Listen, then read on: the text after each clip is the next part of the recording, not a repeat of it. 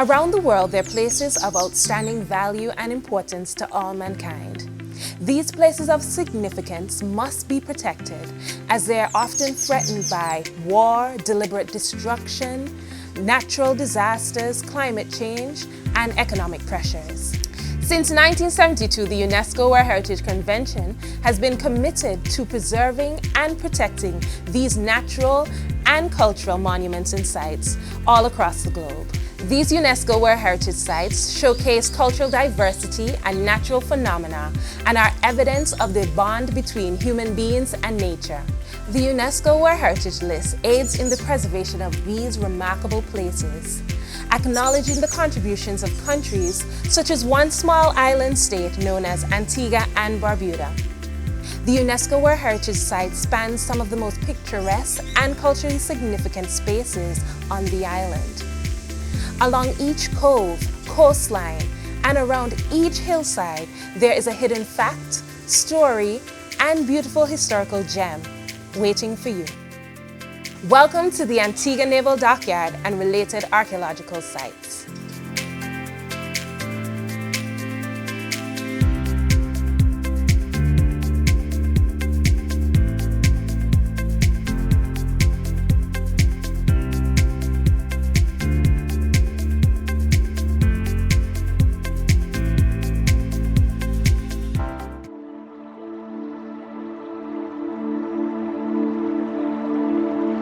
Many know this area as English Harbor, the Dockyard, or Nelson's Dockyard.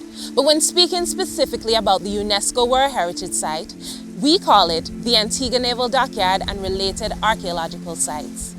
Its boundaries span the natural hillside that circles English Harbor, and the remaining surrounding lands make up the Nelson's Dockyard National Park, which creates the perfect buffer zone for this significant space. These very hills that border the UNESCO World Heritage Site are part of the natural formations that were manipulated by the British Navy to create one of the safest and innovatively defended harbors of the New World. Within the Naval Dockyard are these beautiful Georgian-style buildings that adapted to the Caribbean realities and created an architectural hybrid that still stands centuries later. Along with this location and its strategic use of natural formations, the centuries of activities conducted within the walls of the Naval Dockyard are also important elements of the 2016 inscription. The construction and operation of the World Heritage Site were made possible through the labor and skills of enslaved Africans. It was through their contributions that the facility was established, which more widely influenced the development of the British Empire.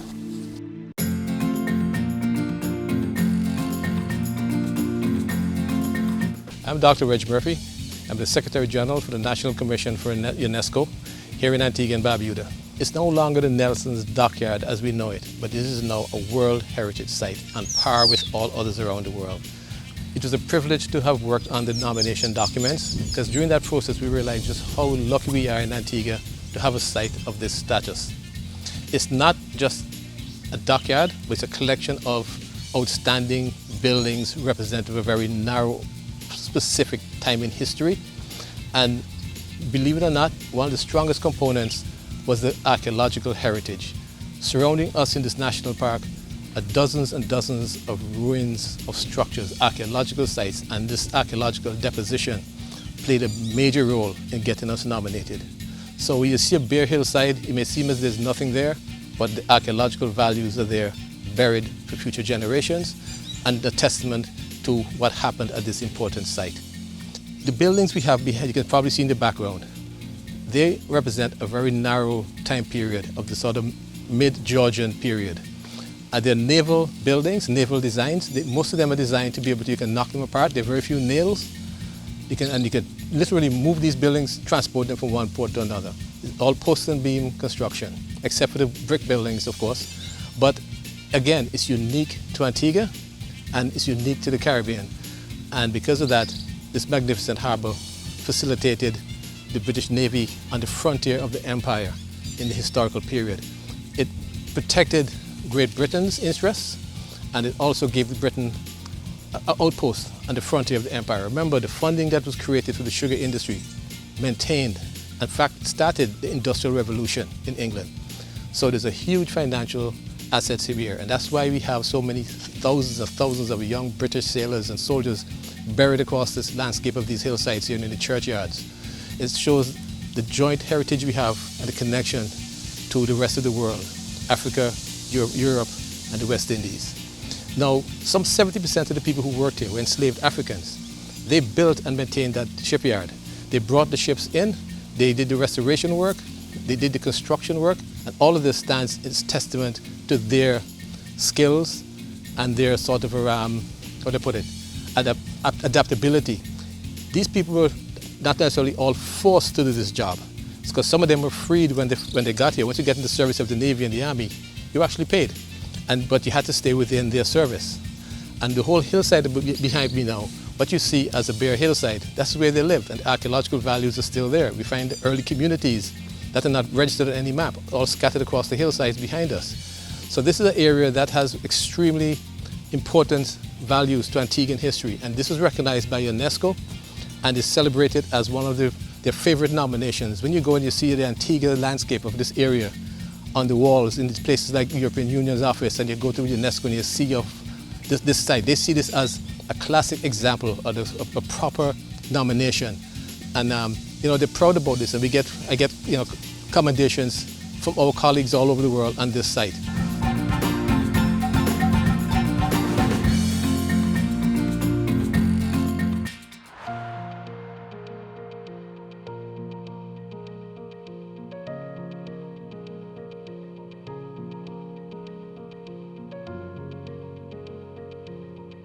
My name is Dr. Christopher Waters. I'm an archaeologist and the acting director of the Heritage Department here at the National Parks. We're standing here in the Horseshoe Battery, which is a really interesting example of the intersection of climate and heritage here in the Antigua Naval Dockyard UNESCO World Heritage Site. So the battery behind me, this stone walls, this was erected in the 1720s to protect the entrance to English Harbor. But if you can look around on either side, and if you hike through here, you notice that parts of the fort have actually collapsed into the sea. Now this was a process that already started in the 1740s with erosion and all of that. And you can imagine with climate change and especially sea level rise, a lot of these spaces are in danger of actually disappearing. So part of our work now is to record all of these different areas and to see and to model what the impacts of climate change will be on the long-term protection and conservation of these sites. Now, we also know, not just from historical records about the site, we also know from the archaeology. So if you look around on the ground in these places, you kind of start to see little clues about the time period. So for instance, right here, I've got a piece of what is known as tin enamelware. It's a type of ceramic that was produced about between 1650 and 1750. And it's very popular in Antigua and the colonial world. It was made in places like Holland and in England. Now, with these little clues, we can start to look at the daily lives of the people who lived in the past here. Antigua, of course, was an island that had a lot of enslavement. Over 90% of the population by 1750 was enslaved. So the sites like this, these military sites, these fortification sites, these are not European sites per se. But as a matter of fact, they have a lot of contributions of Afro and Afro-Antiguan people and culture in it that were using plates, similar ceramics to this one.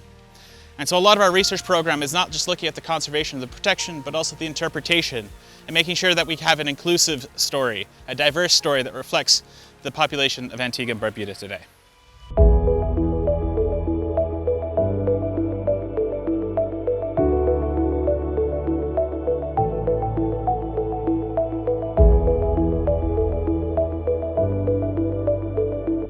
So the Antigua Naval Dockyard is protected by physical features, including a number of bays and harbors and headlands.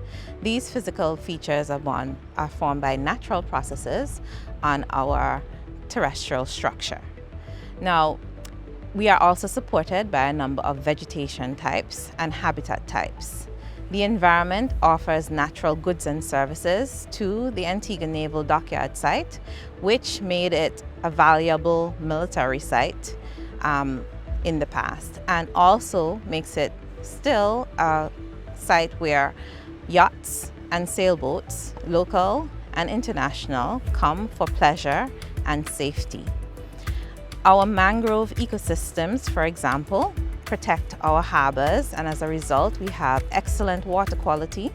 We have some of the richest and biodiverse seagrass sites which support active coral reefs and ecosystems which are of the healthiest in the Caribbean and are home to a number of fish and other marine species.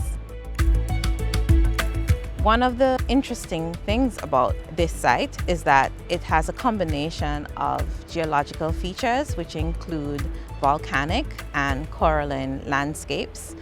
This helps with the formation of our cliffs, which we can enjoy when we go hiking, and also with our lovely white sand beaches. Terrestrial ecosystems in these areas include bromeliad forests, which is on the Jones Valley Trail. On that trail you have a microclimate which is very humid compared to the rest of the area, and you can find interesting species of birds and animals on the trail. Now, the value of the ecosystems in this area contribute to our current tourism product and help the park management with revenue generation. Part of our management efforts also include the sustainability of utilizing these ecosystems. The National Parks Authority, as a management entity, is responsible for the boundaries of the World Heritage Site as well as the buffer zone, which include the Nelson's Dockyard National Park.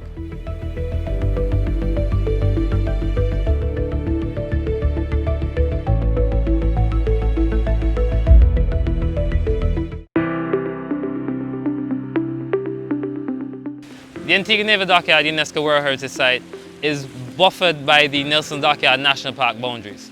These boundaries are home to a variety of marine ecosystems and covers over 7 square miles of marine space. This marine space has everything from your coral reef ecosystems, your sandy flats, your seagrass habitats, your deep water areas, and these provide home to a variety of creatures. Sea turtles, you have passing whales, dolphins, fish species, groupers, lobsters, and a host of other creatures. The marine space provides a variety of ecosystem services. The habitat that you're finding here is some of the best in Antigua and Barbuda. The reefs are rich, the seagrass beds support a variety of creatures, conch and sea turtles. These seagrass beds also provide carbon sequestration services, so they help in the fight against climate change and the protection of this area. This marine space is also important because in times of storms and other tropical impacts, they protect the coastline, the reefs dispute wave energy. We have mangrove wetlands that we'll see a bit later that help to reduce wave energy and help to reduce the energy that's provided by these systems. Overall, this marine space within the UNESCO World Heritage Site is very important, extremely diverse, and is something that we're really looking forward to working on and improving over time.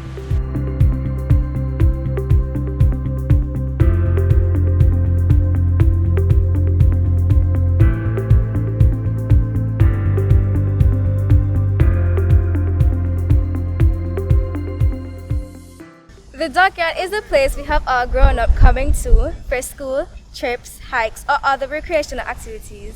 But I'm sure many of us may have to ask, what does really carry on down here?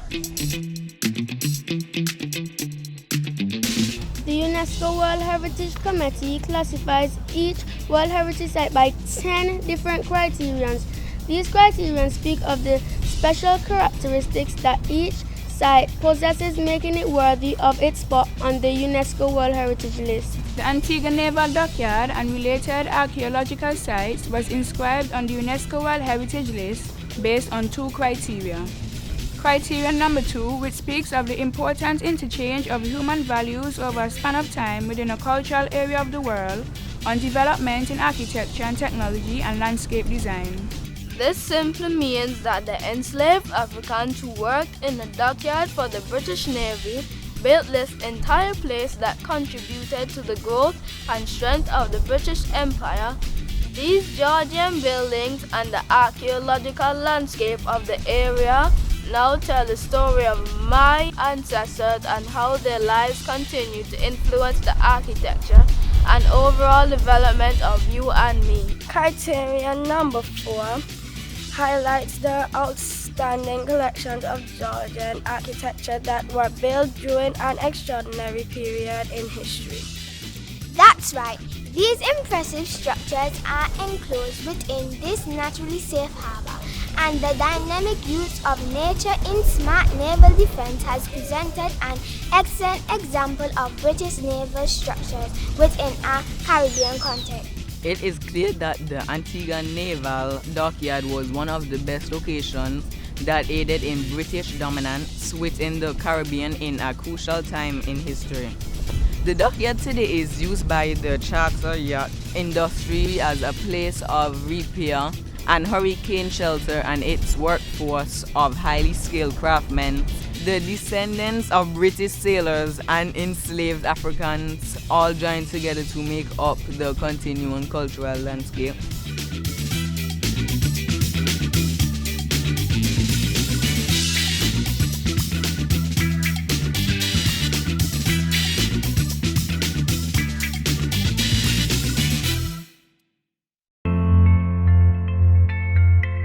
Hi, my name is Anne-Marie Martin, Commissioner of the Nelson's Dockyard National Park, home of the UNESCO World Heritage Site and the Antigua Naval Dockyard.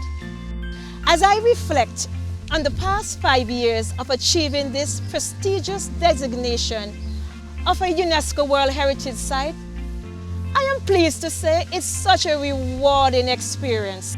Today, Antigua Naval Dockyard is truly evolving as an international tourism hub that showcases our continuous cultural heritage. Though the world has changed greatly over the last 2 years, we are resolute in our efforts to ensure that the Nelson's Dockyard National Park continues to provide fundamental benefits to the nation of Antigua and Barbuda and our local communities. The protection of our cultural heritage remains a priority. Looking into the future, we will continuously enhance our programs that recognize the connection between our African descendants and the roles they played in the development of the Naval Dockyard. We will create a sound institution for ongoing field research and development in the areas of archaeology, history, ecology, and conservation management. We also plan to strengthen our institutional capacity by attracting new career opportunities in historic architecture, conservation, and restoration. We will build a strong workforce that will create a sustainable path for future generations to live and do business in the national parks.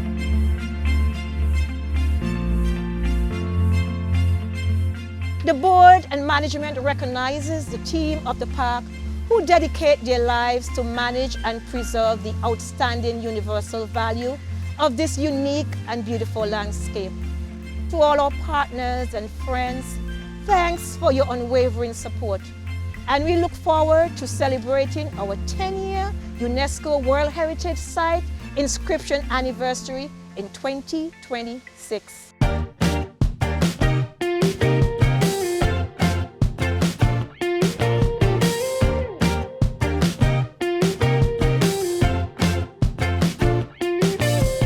This site belongs to us, and the ownership of that feels extremely rewarding, especially considering the authenticity of this site and the fact that it has maintained its cultural integrity for all these years, which has helped shape Antigua and Barbuda's reality. This is our UNESCO World Heritage Site, the Antigua Naval Dockyard and its related archaeological sites.